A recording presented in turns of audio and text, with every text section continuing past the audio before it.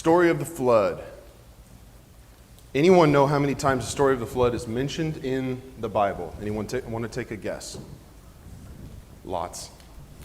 Any specific number? It's more than 2. It's not more than 10. No guesses. That's close. 9 is close. 8. It is mentioned 8 times in the entirety of the Bible. Okay, in some form or fashion, either Noah or the flood is mentioned. Okay, 6 of those are coming in the New Testament. So kind of back to what I talked about with the Cain and Abel story, I found it very interesting that the Cain and Abel story was mentioned 3 times in the New Testament. So obviously a paramount event that the New Testament writers wanted us to be able to understand and apply in our New Testament Christianity walk. Same thing with the flood. So we're going to go through a lot of those passages this morning and make some parallels to our faith, right? This is more than just a historical event that happened. We believe that it happened and we know that it happened. We have a lot of detail provided, but there's also a lot of applications that we can make about this story. So we're going to get into that here in a moment. Something about the flood itself, even though it is mentioned so many times, it's hard for us to fathom the story because it's so destructive. It's so big, right? It was a global event, in my opinion. And some people don't believe that, but some commentators don't believe that, but I do. And I think the details in the Bible provide that it is a global event. And it is one of the most widely known stories in the Bible. So maybe a good connection point for people you talk to in the world. Do you know any stories in the Bible? Maybe they know the story of the flood, and you can connect with them there and go from there, studying with them. So I wanted to throw that in there as well. But the story of the flood, because it's so difficult for us to fathom, and our minds are so finite, I think sometimes we may limit the power of God in this story. And maybe I'm just speaking personally here, but maybe you struggle with that as well. And I think that's why some commentators do try to limit it to a single region rather than allowing it to be a worldwide flood. So we'll talk more about that here in a little bit.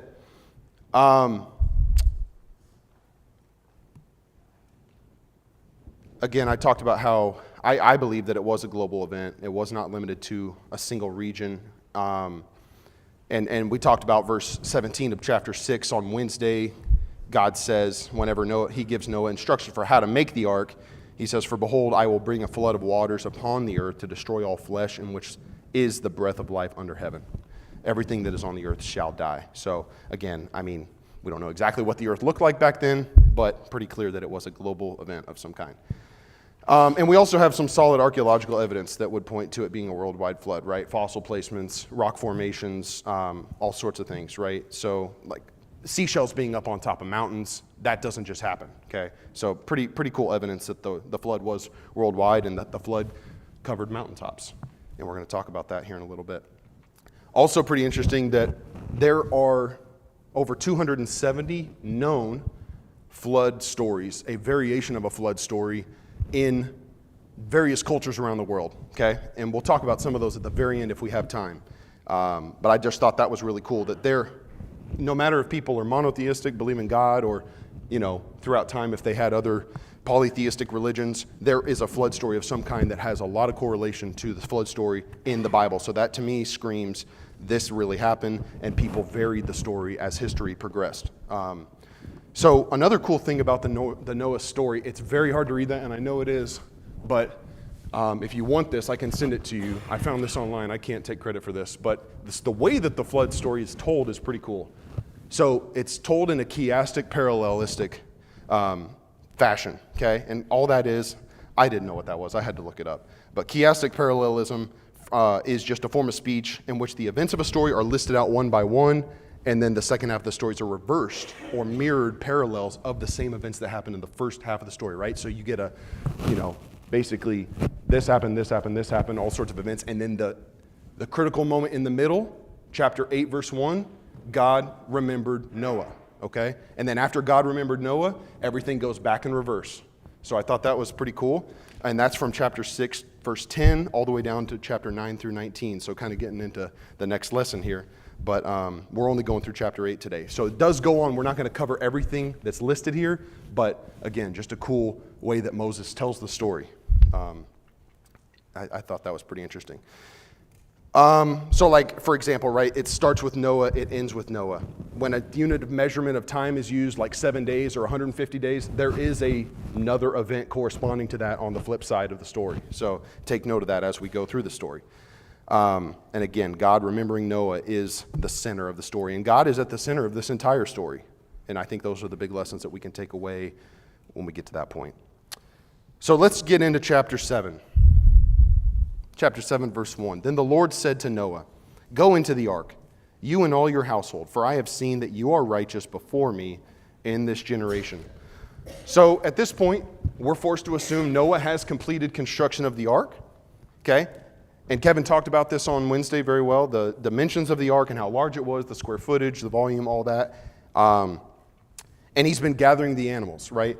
So I don't know exactly if the animal gathering took all that time that he's been told, but I personally think that it happened in those last 7 days whenever God speaks to him right here.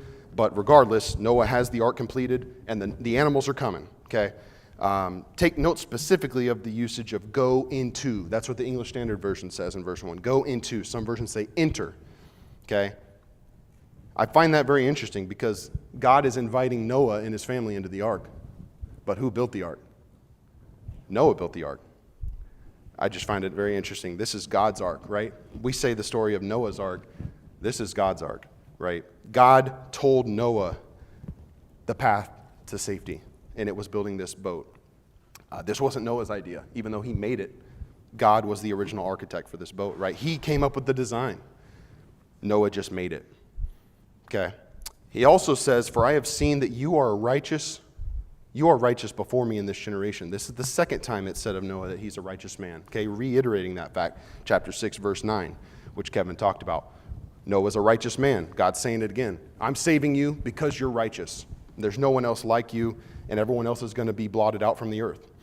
Verses 2 and 3. "Take with you 7 pairs of all clean animals, the male and his mate, and a pair of animals that are not clean, the male and his mate, and 7 pairs of the birds of the heavens, also male and female, to keep their offspring alive on the face of all the earth." Okay? So this is the first time that a distinction is made between clean and unclean animals. Okay? Up until this point, there has been no distinction made. We don't know at this point what that is, right? We know later, and even later in this chapter, we find out, okay, the difference between clean and unclean animals. We figure that out pretty quick. And as Genesis progresses, we learn that the clean animals would be the ones used for sacrifices, the unclean animals, for populating the earth and for eating, right? But Noah understands what God is asking him to do. He follows through with the proper gathering of the animals. So again, just wanted to note that's the first time that we have the distinction between clean and unclean animals.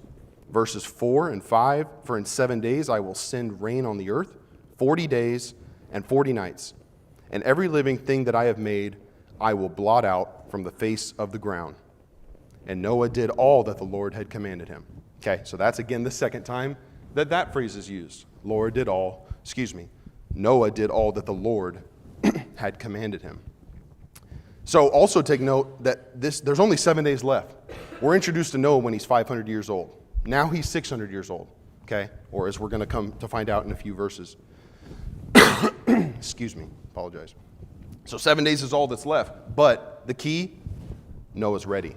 He's been ready, okay? He's constructed the ark. He's been following God. He had already done all that the Lord had commanded him. I do find it interesting. Josh actually noted this in his notes. The 7 days might be a hearkening back to God's timeline for the creation.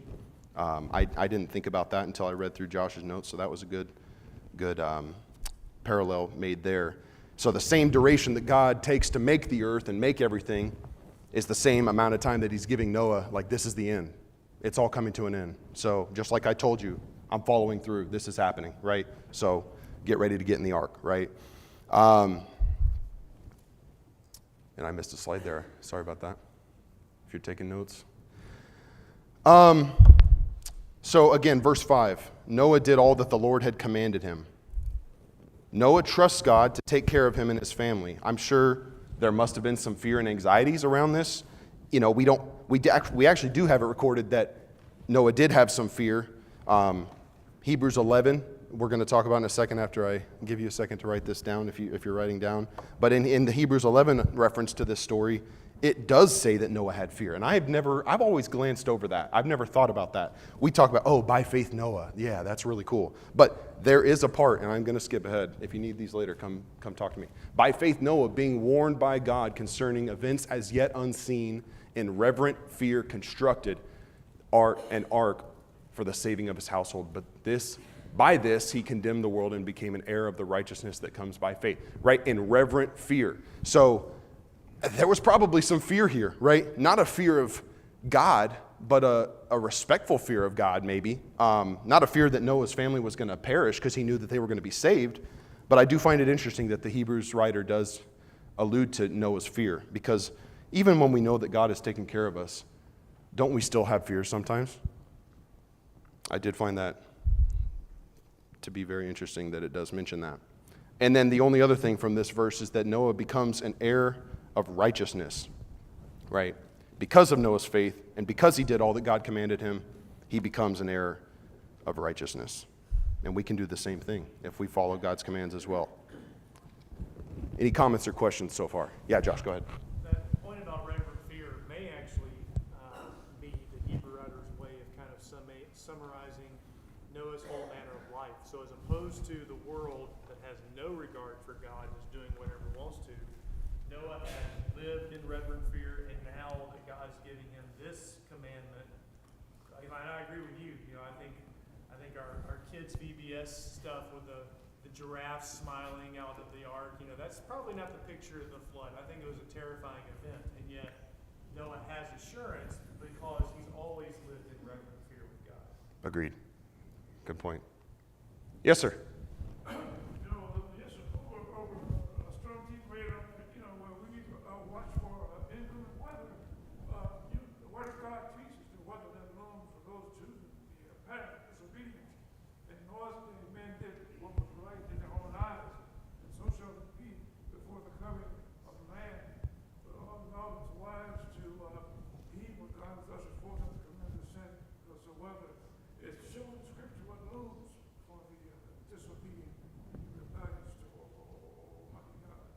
Yes, sir. Agree with that. Good point.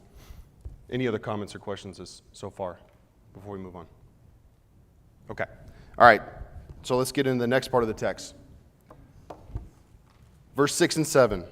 Noah was 600 years old. Okay, so last time we were introduced to him, he's 500. Now he's 600. When the flood of waters came upon the earth, and Noah and his sons and his wife and his sons' wives with him went into the ark to escape the waters of a flood. That word escape, I think that's just trying to drive this point home, right? This isn't slowly happening. This is happening quickly, okay? And as the language, as we see some of the language that's used here in this story of how the flood just, water bursts out of the earth, this is meant to strike fear in our hearts about this story, okay? So again, this is about 100 years after we're introduced to Noah. And I can't help but imagine some of the sneering and the scoffing that Noah would have had to endure up until this point, right? We have record that Noah was preaching, trying to convert people and tell them that this was going to happen. God is upset. He's going to destroy us. We have to turn our ways. And no one listens, right? Everyone thinks this guy is crazy. Why is he building this big boat? Nothing like this has ever happened before, right? What a lunatic, right? I'm sure he endured a lot of joking. And we can go through that as well, right? People think that sometimes we're that way whenever we follow God, but we're trusting in him, right? So maybe we can make some connections with Noah whenever we're receiving that sort of, treatment as well. But I can't imagine what those people thought as soon as the flooding did start as well. The fear that would have been struck into their hearts as well. The family goes into the ark to escape the waters of the flood. Verse 8 and 9. Of clean animals and animals that are not yet clean and not clean, and of birds and of everything that creeps on the earth, on the ground, 2 and 2, male and female, went into the ark with Noah as God commanded Noah. Okay, so the animals come into the ark 2 by 2. Back to Josh talking about the little kid story where the animals come on 2 by 2 and the giraffe's head is sticking out off the side of the boat, right? That's not exactly what this looked like, right? All the animals were enclosed in the ark. There was one window that we have recorded where Noah goes out and releases the birds. But we don't have any record of giraffes sticking out of windows. There are various estimates for the total number of animals on the ark. I thought this was very interesting. Some animal species have gone extinct since this time. This was many thousands of years ago. Ark Encounter, I know some of you said that you had been to Ark Encounter when Kevin asked about that. Ark Encounter's website estimates that there were 6,744 animals on the earth. On the ark. Some estimate that it was much higher. I know, Josh, you saw something that said it was as high as maybe even 50,000 or higher, right? So who knows how many it was, but you just thought the Clarks had a lot of animals. 6,744, even if it was that low, imagine if it was 50,000, right? That's a lot of animals to take care of. So people may ask, what did they do on the ark? Well, come on. They were taking care of animals, right? So I'm sure that was maybe part of God's plan. Yeah, you got plenty of things to keep you busy, right?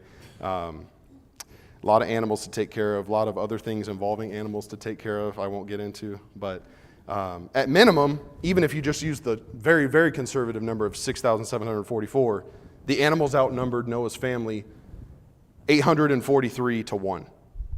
843 to 1, right? So imagine the chores involved with 843 animals to take care of. I would have been like, hey, Japheth, you want to take some of mine today? I need a break. So Noah's family would have had their hands full on the ark, right? There would have been no shortage of work to do, but not to discount the fact that there would have been fear. There's pounding rain coming on the outside, right? I'm sure they could hear it. Just put yourself in their situation, right? There was fear, there was anxiety. This has never happened before, okay? We have hindsight of the story being told. We already know what's happened. They didn't, right? So even though they know God's going to take care of them because their father has promised, God has promised that their father was going to be saved because of his faith, I can't imagine the feelings that they would have been having on the ark as well. Verse 10, and after 7 days, the waters of the flood came upon the earth. Okay, so they're on the ark. All the animals are gathered on the ark now, and the waters start to fall. Okay, after 7 days, the waters of the flood came upon the earth, just like God said would happen. Okay, notice verse 11. In the 600th year of Noah's life, in the second month, on the 17th day of the month, on that day, all the fountains of the great deep burst forth, and the windows of the heavens were opened. I like the imagery in that, even though it's a dark situation that's happening. I like the imagery. The great deep burst forth, and the windows of the heavens were open. Right, that's rain, and all the water that's in the earth is coming out of the earth. Okay, and the earth is going to be flooded. Definitely a miraculous event that God is causing. His power is shown all the way through this story. But notice the very specific date in Noah's life here. I find this very intriguing. The day that the fountains of the deep burst forth and the heavens opened up is specifically recorded. I know that God is omniscient here, and I know that God knows exactly how old all of us are, how many hairs are on every one of our heads. But I do wonder if Noah knew exactly how old he was. I do find that interesting that fact was included. Like, did they, chalk up, I'm another day old today? Can't imagine how long that wall was that they had to keep track of their age. But now his wall's gone. Now he's on the ark. So who knows how he kept track of his age, if he kept track of his age. I just think that's very interesting that Moses included that detail. But I don't think we should overlook the fact that the precise date was included, okay? A lot of people like to challenge the Bible, okay? You hear it, I hear it.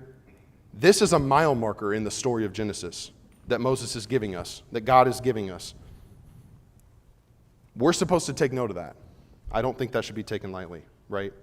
I don't think it's that we're supposed to just overlook, oh, this is just a random day. No, this is when this detail happened, okay? So when people try to challenge, the creation story, we can be like, do you know exactly what day evolution happened? I don't think you do, right? We have some very specific details as to this story. Verse 12 and 13, reiterating that rain is falling on the earth. Let's read it. And rain fell upon the earth 40 days and 40 nights. Again, reiterating that. It's already said that that's going to happen. On the very same day, Noah and his sons, Shem, Ham, and Japheth, and Noah's wife and the 3 wives of his sons with them entered the ark. Again, reiterating the 40 days and 40 nights that was already stated. But let's note the significance of the number 40 in the Bible. 40 is one of those numbers like 7, right? Like 50, where it's I don't know if we want to call it one of those holy numbers. That's probably not biblically correct, but it's a number that's used a lot in the text. I just found this very interesting, so I did some research to, what are other times that the number 40 is used? Israel wandered in the wilderness for 40 years. Moses, Elijah, and Jesus all fasted in the desert for 40 days. Goliath taunted the men of Israel for 40 days during the reign of Saul. And the 3 kings in the United Kingdom reigned for 40 years. Those are just a few examples, okay? Now, you may be like, well, Saul didn't really reign all that. Well, okay, that's true, but David didn't fully come to be king until the full 40 years had elapsed. So there's other examples too, but I just thought the usage of the number 40 was interesting. Note the monogamy of Noah and his sons. So we talked about this in other parts of various lessons that we've gone through already, right? God's original plan was for one man and one woman, right? We have that with Shem, Ham, Japheth, and Noah. They're all married to one woman. Just 3 chapters before, we have Lamech, who has 2 wives, and he's bragging to those 2 wives about how he's murdered people, okay? So I think we're forced to assume that other people were taking various wives, and that's maybe part of the reason why men were so wicked on the earth. We don't have it recorded. It just says men were wicked, and they had turned their hearts from God, right? And Noah was not corrupt. But I can't help but wonder if that's one of the reasons why that was recorded, that Lamech had several wives, and that wasn't God's original plan. That's not how he created us. Any thoughts up until this point? Comments? Questions? Okay. So let's move on to this reference in the New Testament. I couldn't help but think about this passage as I was reading this story. Ephesians 2, 8, and 9. For by grace you have been saved through faith. And this is not your own doing, it is the gift of God, not a result of works, so that no one may boast.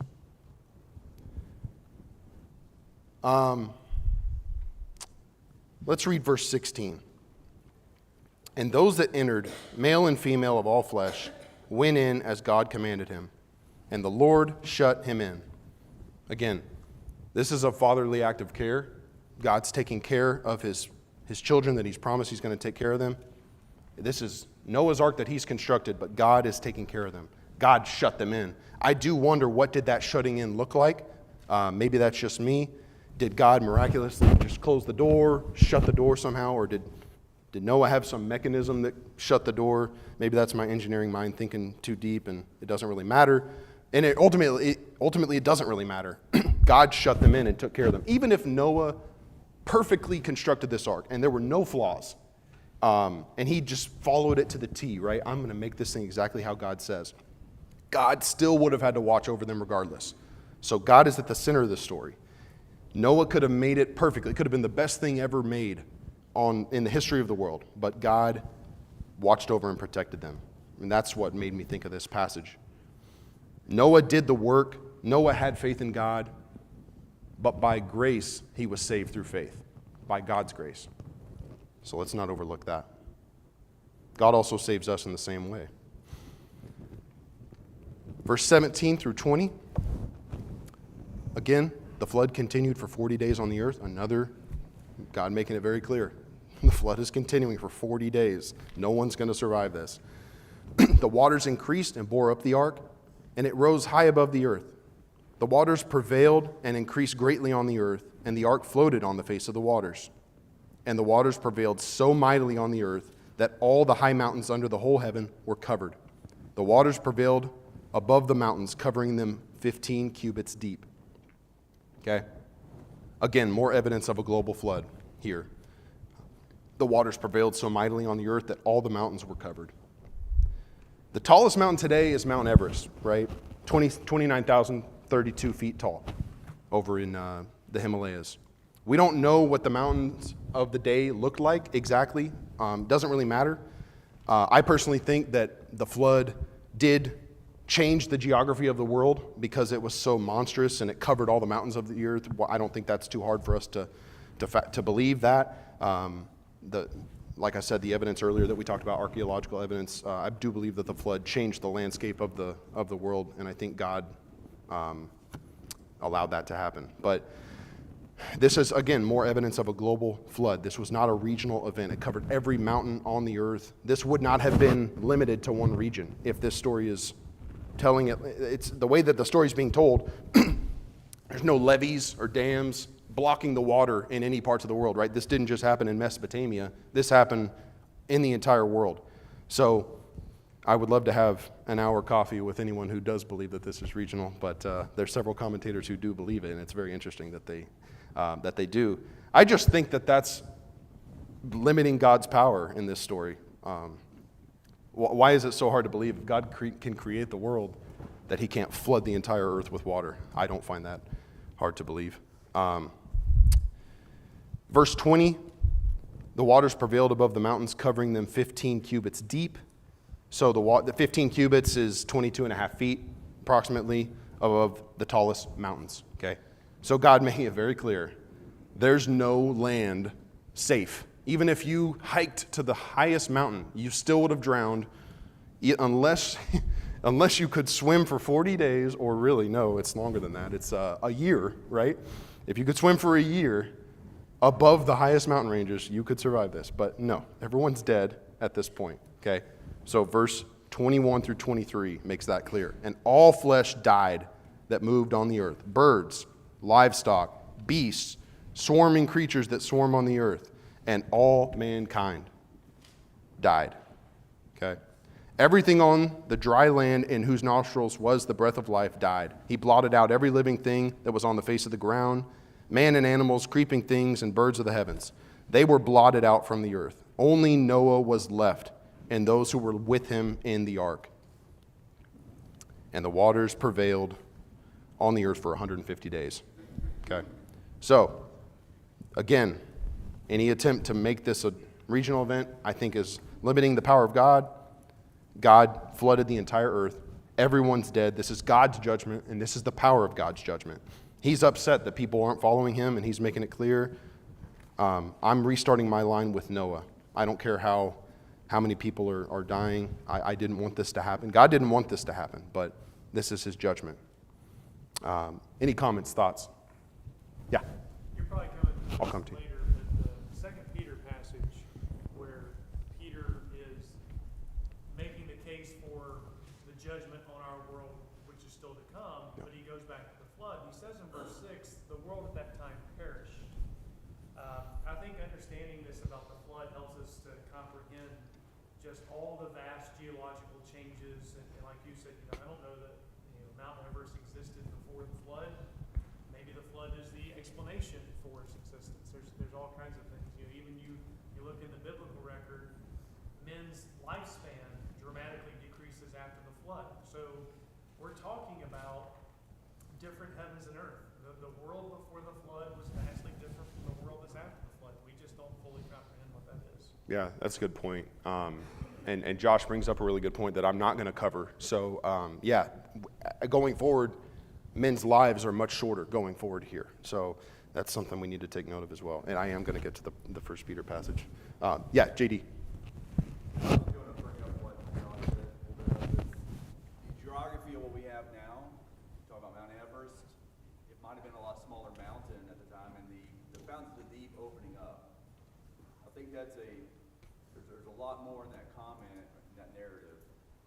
If you have that much water under the crust of the earth, it opens up, there's a lot of pressure of that earth pushing on the water. The water's going to go up pretty high. Talk about tidal wave, it is destruction. Yeah. It is destruction. And that's shifting continents, and they're crashing into each other, and mountains are being formed at the same time of the flood. Yeah. So what we're seeing today is not how it looked like then, but yes, everything was covered. Yeah. And when you talked about they're hearing the rain on the ark, they're hearing a lot of other things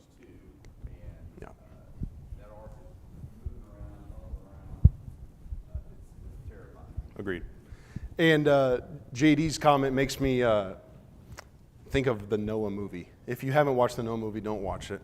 It's not biblically correct. The stone giants don't exist in the Bible. So just don't even watch it. It's not biblically correct. But there are some interesting details in the movie that, make you think about the story. And one thing that the movie doesn't do well, I love Russell Crowe, but it's just not a good movie. The bursting forth that you mentioned, it makes it, in that movie, it makes it seem like, it just starts to trickle out of the earth. And no, the imagery that we're given is it's bursting. Water is spewing out of the ground, right? Almost imagining God causing earthquakes. Who knows what's happening to cause this, right? The crust is opening up, water's coming out. This is not normal. This isn't supposed to be slow. God's judgment is happening, right? So, yeah, good point. Good point. Anything else? Yeah, go ahead, Ryan. I was just thinking about if you were Noah living in this moment as what God had told him about is actually happening in that moment. And I think one moment that would stick out in his mind for the rest of his life is in verse 17, where the feeling you would have had, feeling that boat shifting and completely lifting up from the ground and feeling it completely submerged in the water, the whole bottom. Yeah. I think that would have just been like, okay, here we go. This is really happening. Yeah. Yeah, the rains are happening. That would have been a surreal moment, right? Okay, the rains are happening. Okay, the earth is opening up. Oh, wow. Now it's like, now we're really high. I can feel that my head's getting a little light here. Yes, ma'am.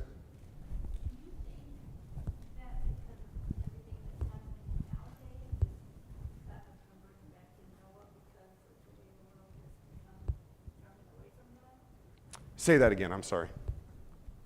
Everything that's happening now, do you think that God is warning people that have turned away from God, that kind of connect with Noah? I don't. I think that I still think that God is, involved. God is in control of it all. But I don't personally believe that any events are happening today, based on God's judgment, right? God is, and we're going to talk about this in a moment. God's judgment is coming again. Is God in control of everything? Yes, he is. But God's judgment is coming again in the form of fire again, later, right? Not in the form of water. You have anything to add to I that? was going to say, to her point, that's what Peter is saying in that passage. He says in verse 11, since all these things are left to be told, what sort of people ought you to be in lives of holiness and godliness? So in other words, Noah was ready. Noah had lived his life correctly. We, knowing the judgment is coming, we don't know when, we ought to be living the same way. Yeah. Good question. So, yes, sir. And I do have to move on after this one. In all of this story, we see God's hand involved, and this story doesn't work if God isn't in control. When the animals come to the ark, they don't have to go out and catch the animals. Yeah. The animals come to the ark. Yeah. The Lord took care of that. Yeah. When it was time to feed them, the Lord took care of that. They didn't have to go around and feed every animal, clean up after every animal, and try to make the animals behave, because it wouldn't work that way. And so we know that God's hand was involved in the whole process. And just a personal note about fear, I would have been fearful when the tigers came on. The tigers, yes. Tigers would have been very, very intimidating. But again, to your point, I do think that's God's power as well, right? Here's these animals that would have normally tried to kill humans. God is probably controlling them and keeping them from doing that, right? There would have been some peace there, right? Rather, normally in the wild, there would have been some animosity, right? So, yeah, good point. I do need to move on. Time is running short. So, verse 1, but God remembered Noah, right? Like I said earlier, this is God remembering. Not that God ever forgot. God didn't forget about them. He had made preparations for them. This was his plan. But this is God alluding to the covenant that he's going to fulfill with Noah and his family. Okay? So God makes a wind blow. Waters begin to subside. This is the end of the flooding. Now the flooding is going back, right? So we're reversing everything that's already happened. The fountains closed, verse 2 and 3. The rains stop. The waters recede. Okay? After 150 days. It takes 150 days from that point for the waters to go back into the earth and dry. up, okay? Verse 4 and 5 of chapter 8. And in the 7th month, on the 17th day of the month, the ark came to rest on the mountains of Ararat. And the waters continued to abate until the 10th month. In the 10th month, on the first day of the month, the tops of the mountains were seen. Okay? So, here is where Mount Ararat is today. Again, specifically note, it does not say Mount Ararat. It says on the mountains of Ararat. Could it have been Mount Ararat? Sure, it could have been Mount Ararat. But we don't know exactly which mountain it came to rest on. But a nice picture with a rainbow there in Mount Ararat. Pretty neat picture. That would have been, I wonder how long Leon had to sit there to get that picture. A couple weeks probably. The story I heard was they went to take that picture and then realized they were almost in the border of Iran, so they had to really turn around. Yeah. Josh brings up a good point. It's very close to this area of the world. It is in Turkey, but this area of the world is very close to Iran, Iraq, Armenia. There's a lot of wars going on and skirmishes going on in that part of the world. It's not a place I would want to go to, but a beautiful place. But again, this is where the ark comes to rest, on a mountainside. And again, note the specific date of this event. Moses is making it clear. This is when it started. This is when it ended. Okay? This is supposed to be Moses' way of making this factually correct, right? This really happened. Here's the day that it happened in Noah's life. Chapter 8, I'm going to skip through a lot of this, but go read this on your own time. I find this very interesting. Noah's resourcefulness and his patience, sending out the raven, sending out the dove, okay? The raven just flies off and doesn't come back. That gives him no value, but he learns, like, okay, I've got to use a smaller bird that's not as strong. So he uses a dove. Remember, they're run aground on a mountainside, okay? So, yes, he trusts God. Yes, he knows that God's going to take care of them and bring them to safety, but he's still doing something about it, right? He's still acting. He's sending out birds to try to find, is there land that I can go settle yet? No? Okay, we'll keep waiting, God. We'll be patient, right? So the resourcefulness and the patience, I don't think, can be overlooked here. So then when when Noah sends out the dove a second time, the Noah does not return, right? The first time he brings an olive branch back, so that shows, okay, there is vegetation growing, but the second time he does not return, it does not return. And that tells Noah, okay, that's a small bird with a short flight, duration. It found somewhere to land. And that tells Noah it's safe, right? But then in verse 15 and 17, he still waits. Noah doesn't take the initiative. He waits. God says to Noah, go out from the ark. Okay? God continues to only address Noah, as we've mentioned several times through other chapters. God is only addressing Noah. He saves the entire family, but only Noah is specifically addressed. Go swarm on the earth, be fruitful and multiply on the earth. We're restarting here what was done in Genesis chapter 4 with Adam and Eve. Okay? Everyone's been destroyed. Noah's family has to go restart, repopulate the earth. Okay? So this is one of the passages that Josh was mentioning. Christ also suffered for sins, for righteous, for the unrighteous, but that he might bring us to God, being put to death in the flesh, but made alive in the spirit, in which he went and proclaimed to the spirits in prison, because they formerly did not obey when God's patience waited in the days of Noah while the ark was being prepared, in which a few, that is 8 persons, were brought safely through water. Baptism, which corresponds to this, now saves you, right? So another interesting reference this is one of the references to Noah in the New Testament. But the symbolism that Kevin talked about on Wednesday between baptism and the flood, right? We can't miss that from this story. That is a critical reference. It's a critical symbolism that we have to remember here. Just like the flood was the watery grave of the people at that time, baptism is our watery grave for sin. I do want to read verses 20 through 22. Then Noah built an altar to the Lord and took some of every clean animal and some of every clean bird and offered burnt offerings on the altar. And when the Lord smelled the pleasing aroma, the Lord said in his heart, I will never again curse the ground because of man. For the intention of man's heart is evil from his youth. Neither will I ever again strike down every living creature as I have done. Right? So God making a promise. He hasn't sent the rainbow yet, but still making this promise now. And it was after Noah's sacrifice that he says this, so take note of that. After Noah's sacrifice, and God is pleased with the sacrifice and the pleasing aroma, that's when God says, I'm not going to do this again. So again, I just want to go through these very, very quickly. Some of the lessons we can take away from the story, there's many, many lessons we could take away. Some of the ones that stick out in my mind. God is patient. God waited thousands of years up until this point for man to follow him, but they didn't. They turned away. God is faithful to his word. It's going to rain in 7 days. It rained in 7 days. Build an ark. I'm going to flood the earth. God did that, right? And he still does that today. God is sending his judgment again, but not in the form of water. And then God will save the righteous again like he saved Noah. So I have two other New Testament references here, 2 Peter 3, 5 through 7. I won't take the time to read all this, but by the same word, the heavens and earth that now exist are stored up for fire, being kept until the day of judgment. So that fiery judgment that I was talking about earlier, right? God's not going to flood the earth again, but he will destroy the earth again whenever he decides that next judgment time has come. And then my final reference here, 2 Peter 3, 11 through 13. What sort of people ought you to be in lives of holiness and godliness, right? Because this world is going to be dissolved in fervent heat, right? So take note of those passages. And then I just had one other, so Josh made this chart or found this chart. I thought this was very interesting. If you'd like to get your hands on this, let me know. We can send this to you. It's a timeline for how long they were in the ark, how long did the floods happen, when the water started to recede. And it's a total of 370 days, over a year, that they were inside the ark, okay? And that doesn't even include all the time they took to prepare, to build it, right? And then one last thing.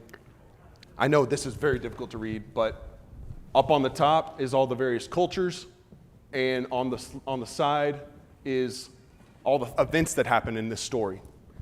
And look at all the similarities. Some of them are very, very similar to the Genesis story, but some of them are not very super similar. And again, if you want this, I can send this to you. I found this online. I think this is a great way to show there was a flood that happened, okay? Now, do all the cultures say it in the same way? No, they don't, right? And some of these cultures have gone extinct, right? But there is a flood story in almost every culture on the earth. And that speaks to me that there was a flood. God sent his judgment. That's all I have. Any other comments or questions? I know we're out of time. Good? Okay. Thank you.